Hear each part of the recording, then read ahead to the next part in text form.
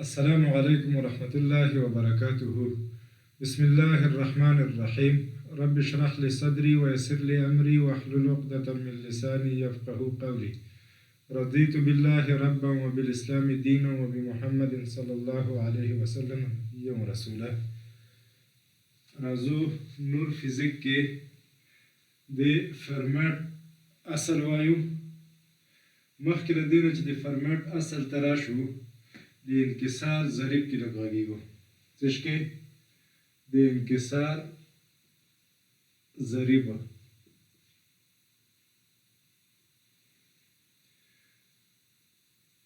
زیاتره کتابو کې ان سره ښایي یا میو سره. تیسرا ان سره یا د میو سره د انکسار ضریب د نور سرعت په تشیال یا فضا یا هوا کې هوا ځکه وایم چې تشیال سره دومره توپیر نشته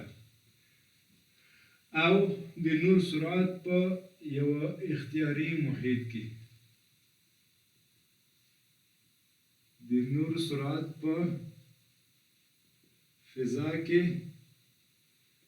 د نور سرعت په یو اختیاري محیط کې دې دواړو نسبت ته د یاد محیط د انکسار ضریب وایي چې هر محیط کې سرعت وي که دا فضا شي نو سی بر سی د انکسار ضریب د فضا یو.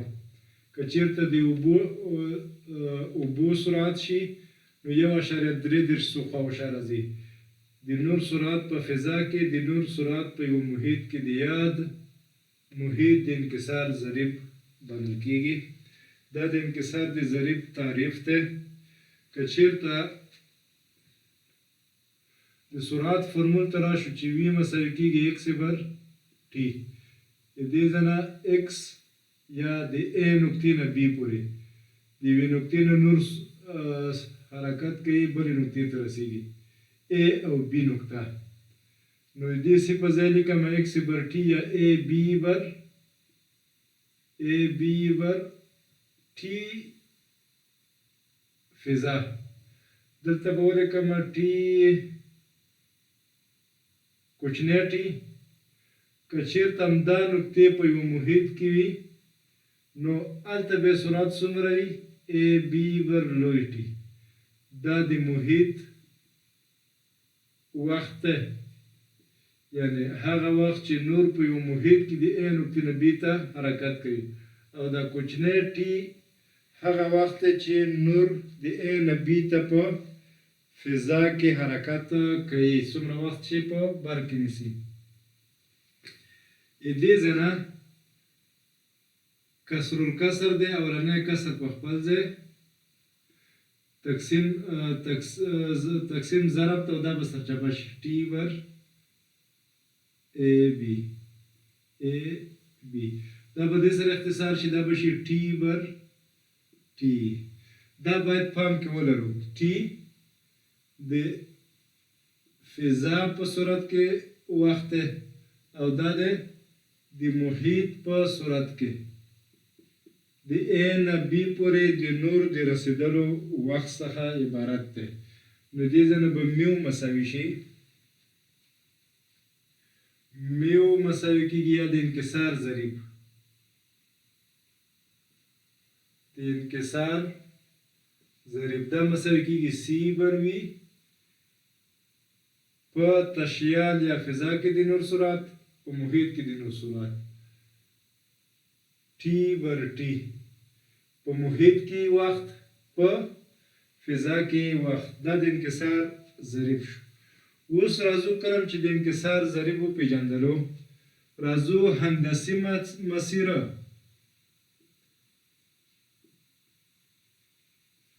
او نوري مسیر مطالعه کوو. جیومیټریکل پات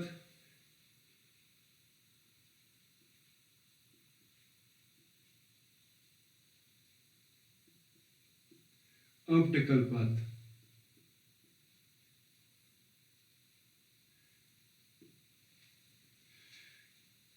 Geometrical path که چیرته دوه نقطې وي د A او د B دوی ترمنځ لنډترینه فاصله کومه فاصله؟ لنډترینه فاصله د A او د B ترمنځ لنډترینه فاصله دا د جیومټریکل پات په نوم باندې یادېږي او په L سره ښودل کېږي. په څه سره؟ په L سره. اوس که نور د A نقطې نه B نقطې ته رسېدلی وي چې څومره وخت په بر کې ونیولو T همدغومره وخت کې به دا نور په فضا کې څومره حرکت یا څومره فاصله طی کړې وي. که چېرته د A نقطې نه B نقطې ته نور رسېدلی وي څومره وخت چې په بر کې نیولې هغه په لوی T سره ښایو همدومره وخت کې به دا نور څومره فاصله طی کړي په فضا کې. دغې ته اپټیکل پات وایي او په دلتا سره ښودل کېږي. یعنې که چېرته یو سیکنډ په پام کې ونیسو نو په یو سیکنډ کې چې نور په محیط کې څومره فاصله طی کړې دی جیومټریکل پات شو او په یو سیکنډ کې چې نور په فضا کې څومره فاصله طی کوي هغه نوري مسیر یا اپټیکل پات شو. دا و د انکسار د ضریب اړوند او یو دوه مفاهیم هندسي مسیر او اپټیکي مسیر. دې ځنه اپټیکل پات او جیومټریکل پات ترمنځ نسبت که وګورم دلتا پر L. اوس دلتا فاصله ده په فضا کې. فضا کې د نور سرعت T وخت کوچنی T. L فاصله ده د نور په واسطه وهل شوې فاصله ده خو سرعت V ده او وخت یا لوی T او کوچنی T دې وخت کې مساوي کېږي. ولې؟ ځکه موږ تعریف کې دا وي که چېرته نور د A نقطې نه B نقطې ته راغلی وي یو وخت په پام کې یو وخت په بر کې نیولی همدغه وخت کې به څومره مسیر په فضا کې ووهي.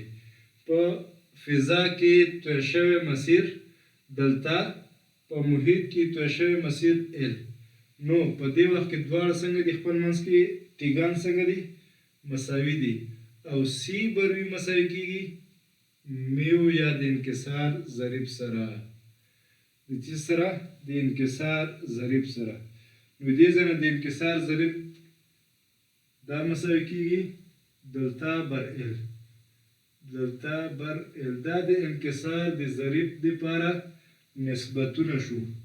د انکسار ضریب په فضا کې د نور سرعت په محیط کې د نور سرعت د نسبت سره مساوي دی. د انکسار ضریب که چېرته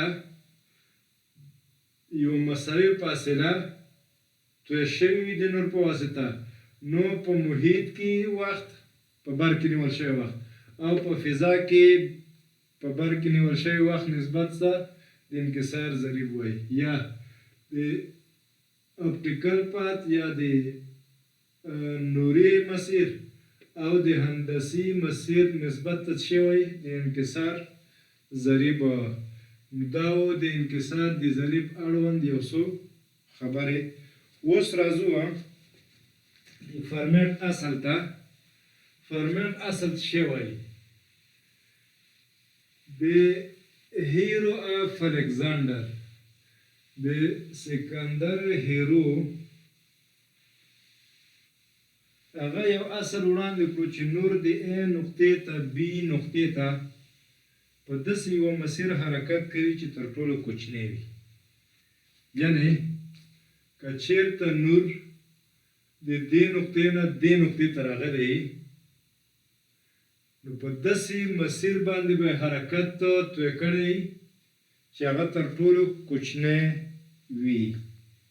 که چېرته مستقیما راغلی وي خو دا به مستقیمه کرښه وي. که چېرته دلته یو آینه ورته کېږدو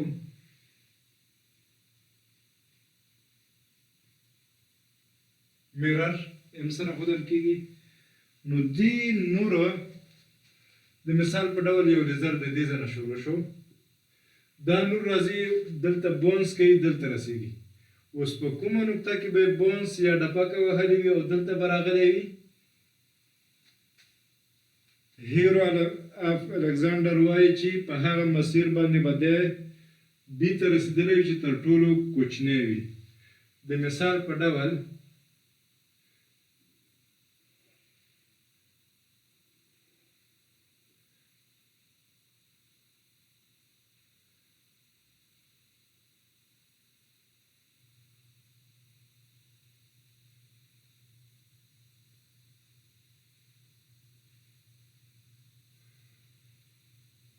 دا باید مستقیمه کرښه راشي.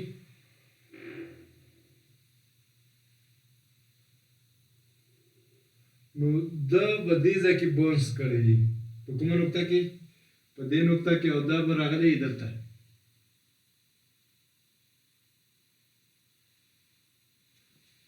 ځکه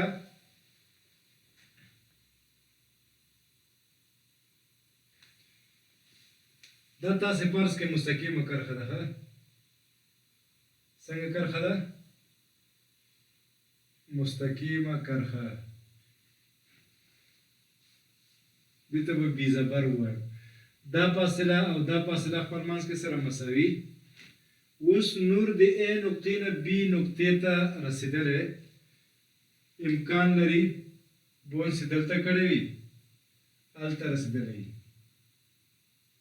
یا بونس بل ځای کې کړی وي هلته رسېدلی وي، یا امکان لري بونس دلته کړی وي او B ته رسېدلی وي.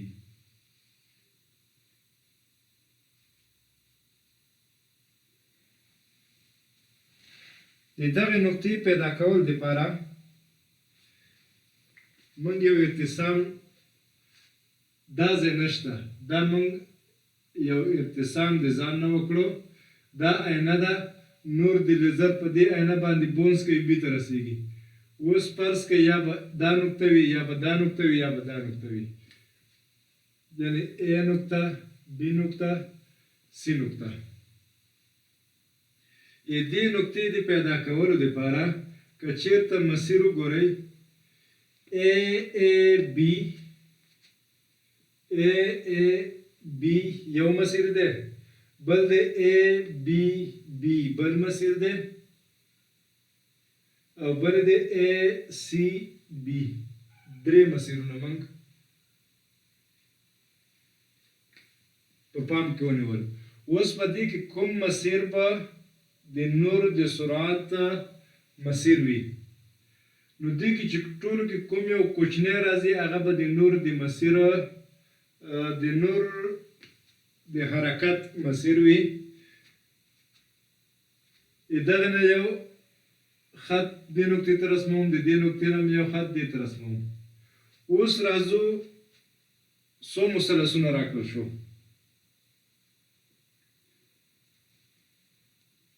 A B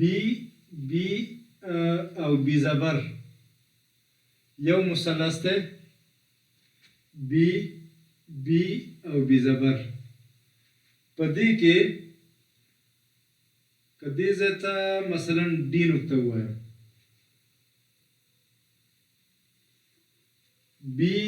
B او D یو مثلث، B D او B، یعنی B زبر او D بل مثلث.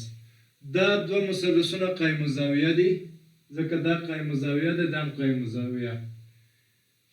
دې مثلثونو دغه ظله B D ظله مشترکه ده، یعنی یوه زاویه 90 ده، د دم یوه زاویه 90 ده، یوه ظله B او D مشترکه. کله چې یوه زاویه مساوي وي او یوه ظله مساوي وي، دغه دوه مثلثونه خپل منځ کې څنګه دي سره؟ اوس دې ظله ته مقابله زاویه ده، دې ظله ته مقابله زاویه ده، دا هم خپل منځ کې مساوي کېږي. درېیمه زاویې د یو سل اتیاوو نه یو بل سره مساوي کېږي، نو درې زاویې خپل منځ کې مساوي شي، یوه ظله مساوي شوه، دوه زاویې نورې خود به خود خپل منځ کې مساوي کېږي. یعنی دا مثلث او دا مثلث په منځ کې څنګه دي مساوي دي کله چې مساوي شو بی او بی زبر ذل خپل منځ کې څنګه دي سره یعنی دا ذل او دا ذل خپل منځ کې مساوي دي کله چې مساوي شو اوس راځو دغه مسیرونو ته د ا نه ا یعنی دا دوه برخې لري ا نه ا پورې جمع بیا د ا نه بی پورې ا نه بی پورې دا یو د ا نه بی پورې بیا د بی نه بی پورې ا نه بی پورې بیا د بی نه لوی بی پورې دا د ا نه سی پورې یعنی د ا نه سی پورې بیا د سی نه بی پورې اوس په دې کې به ټولو کې کوچنی مسیر کم یو وي راځم دغه دوه مسیرونه ده د ا نه بی پورې او د بی نه بی پورې دغه بی نه بی پورې دا یو وي دا مساوي ده د بی نه بی زبر پورې یعنی دا مساوي کېږي ا بی جمع بی زبر اوس دا ا بی او بی زبر دا د ا نه تر بی زبر پورې مستقیمه کرښه ده ا بی زبر سره کوم کرښه ده مستقیمه کرښه که اوس ا نه سی په همدې ترتیب سی بی زبر او سی بی خپل منځ کې مساوي کېږي دا مساوي دې سره کېږي او دا مساوي دې سره کېږي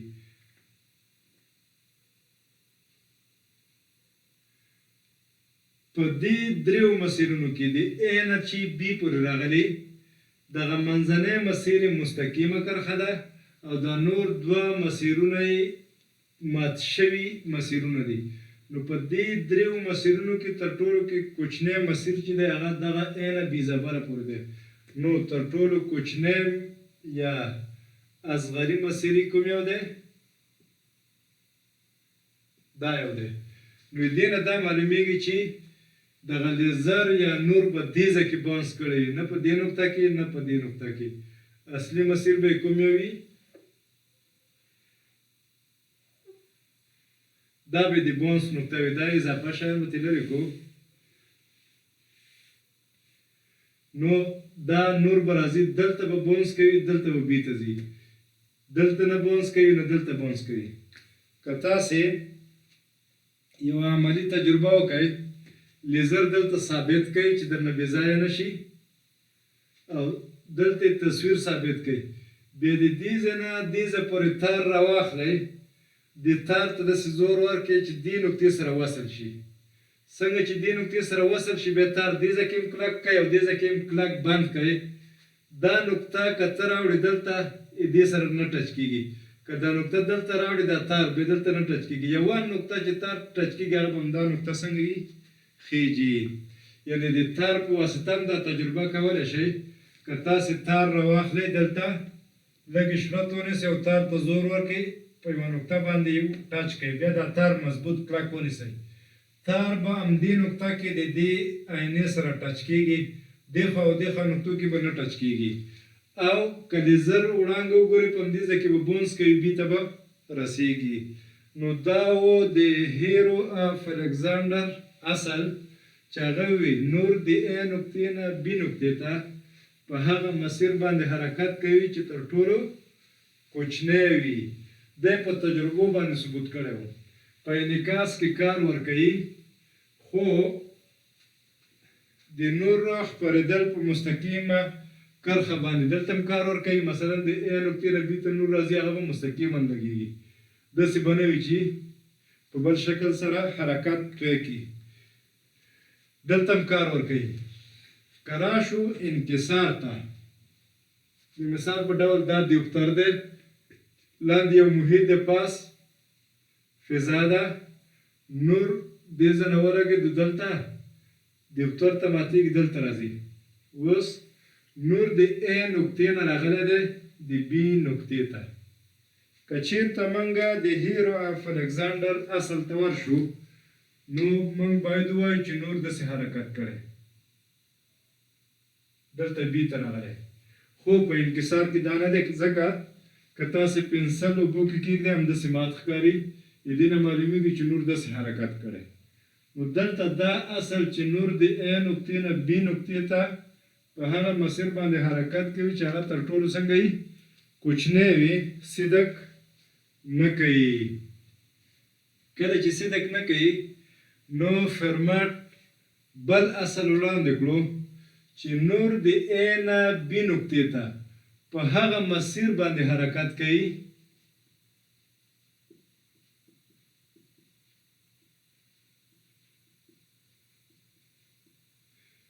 چې تر ټولو کوچنی وخت ونیسي، چې تر ټولو کم وخت ته اړتیا ولري. دې ته لیست کاونټ لیست ټایم LEAST لیست ټایم پرنسپل وایي.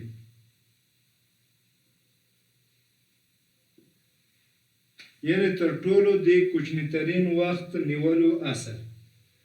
دا اصل انعکاس هم تشریح کوي، ځکه په انعکاس کې چې د A نه B نقطې ته حرکت نور کولو که کوچنی مسیر دلته سرعت ثابت دی، ځکه مسیر هغه محیط یو دی. محیط څنګه دی؟ یو دی. نو کله چې محیط یو دی د نور سرعت ثابت دی. که فضا وي دواړو ځای کې فضا دی، د نور سرعت د فضا سرعت دی. که اوبه وي د نور سرعت دلته هم د اوبو سرعت دی، دلته هم د اوبو سرعت دی. که بل محیط وي نو محیط بدل شوی نه دی، د نور سرعت هم نه بدلیږي. کله چې د نور سرعت نه بدلیږي چې مسیر کوچنی شي وخت هم کوچنی ترین په بر کې نیسي. انکسار ضریب ترازو دلته دوه محیطونه دي، رقیق محیط غلیظ محیط، ځکه دا نور نورمال ته مات شوی دی. کله چې محیطونه جدا شو نو د نور سرعت بدلیږي. که پاس فضا وي د نور سرعت سی دی، که لاندې یو محیط یا اوبه شي د نور سرعت به که اوبه وي د انکسار ضریب 1.33 دی، نو 1.33 چنده د نور سرعت کمیږي. نو دلته د نور سرعت بدل دی، دې ځای کې تیز دی، دې ځای کې سوکه دی. نو داسې مسیر ځان ته غوره کوي چې د B ته ورسېږي او تر ټولو کوچنی وخت په بر کې ونیسي. دا داسې یو مثال لري، که ته چیرې د مثال په ډول دا د اوبو ډنډ دی، ته دلته ولاړ یې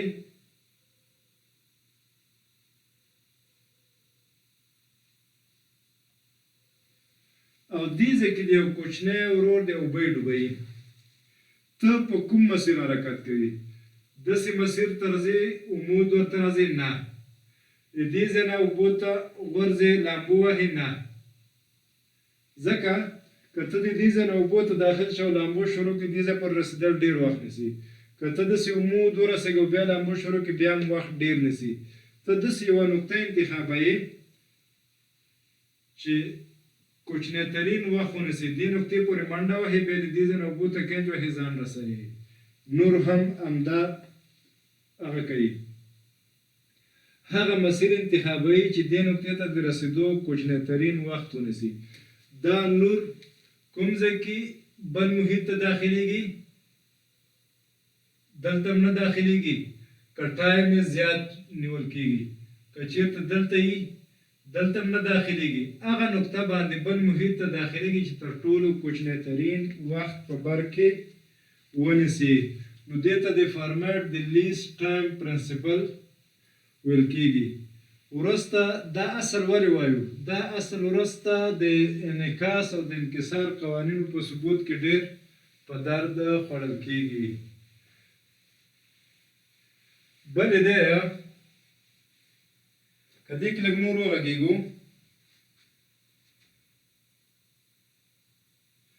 د مثال په ډول همدا مثال دی. نور د دې ځای نه دې نقطې ته راغلی، د A نه B ته یو ځای کې محیط ته داخل شوی، بیا دلته راغلی.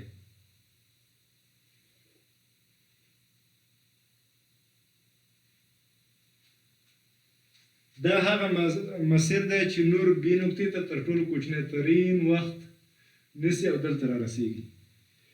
د A نه B ته د رسېدو وخت که موږ په T سره وښایو، وی مساوي کېږي ایکس بر ټي د سرعت فرمول دی د ثابت سرعت. نو دې ځای نه به ټي مساوي شي ایکس بر وي. ایکس بر وي. اوس ایکس بر وي څه شی دی؟ ال بر وي. که چېرته دا محیط شي، که فضا شي خو بیا دلتا راځي. اختیاري محیط په پام کې نیسو نو ال ورته نیسم. ال بر وي.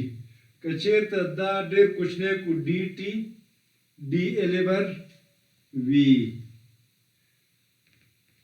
یا وي مساوي کېږي ډي ایکس بر ډي ټي. د ایکس تغیر مکان دی نو ډي ال بر ډي ټي. دې ځای نه به ډي ټي مساوي شي ډي ال بر وي سره. که دواړه خواوې انتګرال واخلو د یوې نقطې نه بلې ته، یعنې د A نه تر B نقطه پورې، دا به مساوي شي ټي د صفر نه تر ټي پورې. دا به ټي شي او د وي تعریف میو مساوي کېږي سی بر وي. دې ځای نه به وي مساوي شي سی بر میو. نو دې په ځای قیمت ډي ال سی بر میو انتګرال د A نه تر B پورې، او دا مساوي کېږي، دا به برعکس شي میو ډي ال بر سی انتګرال د A نه تر B پورې، او سی ثابت دی یک بر سی میو ډي ال انتګرال د A نه تر B پورې. دا شو ټي. دې نقطې نه دې نقطې پورې د رسیدو وخت شو. اوس د میو ډي ال مخکې موږ د انکسار ضریب کړی وي چې میو مساوي کېږي سی بر وي. سی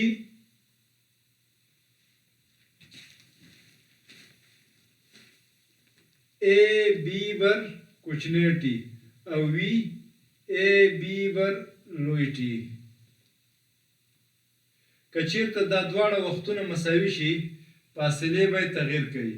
که فاصلې مساوي شي وختونه یې تغیر کوي. نو که چېرته یې وختونه مساوي کړو، یعنې دام ټي کو دام ټي کو، اوس دغه مسیر چې توی کېږي دا اپټیکل مسیر دی یا هندسي مسیر دی، او دا چې کوم مسیر توی کېږي دا د محیط اختیاري محیط په داخل کې فاصله د نور په واسطه توی شوي. دا به مساوي شي دلتا بر ال.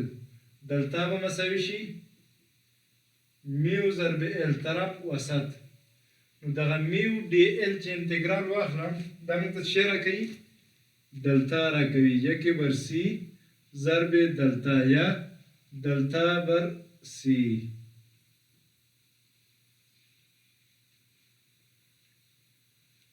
سی د نور سرعت دی په فضا کې، دلتا هندسي مسیر دی. اوس که د دې ټایم مشتق واخلې یا د دغې لینت مشتق واخلې نظر اختیاري متحول ته، او هغه مساوي په څو سره کې؟ صفر سره، یعنی ایکسټریمم نقطه، بحراني نقطه. کومه نقطه؟ ایکسټریمم بحراني نقطه پیدا کول لپاره موږ څه کوو؟ لومړنی مشتق یې اخلو او مساوي کوو په څو سره؟ صفر سره. دا یو بل اصل راکوي، دې ته وایي د فرمټ د ایکسټریمم اصل. کوم اصل؟ د ایکسټریمم اصل. اوس د ایکسټریمم اصل څه شی دی؟ کله چې نور د یوې نقطې نه بي نقطې ته رسېدلی، که هغه انعکاس کړی او که انکسار یې کړی، خو بي ته رسېدلی، د A نه تر B پورې فاصله پیدا کوو. د هغې فاصلې مشتق نظر محور ته اخلو. که چېرته د ایکس محور وي نظر ایکس ته مشتق اخلو، که د وای محور نظر وای ته مشتق اخلو، او که د زد محور نظر زد ته مشتق اخلو. مساوي کوي په څو سره؟ صفر سره. او همدغه د فرمټ اصل بیانیه یا تشریح ده. یعنې د فرمټ اصل وایي که چېرته نور د A نقطې نه B ته لاړ وي، دا په داسې یو مسیر باندې حرکت کړی چې یا به اعظمي وي یا به اصغري وي، یعنی لومړنی مشتق به حتما صفر وي. نور د ا نقطې نه بي نقطې ته په داسې یو مسیر باندې حرکت اجرا کوي چې د هغه لومړنی مشتق نظر متحول ته مساوي په سره ده صفر سره. دا و د فارمیټ اصل. الله دې وکړي چې ورباندې پوه شوي وئ. دغه د فارمیټ اصل استعمال په انعکاس او انکسار کې انشاءالله راتلونکي درسونو کې وایو. السلام علیکم ورحمة الله.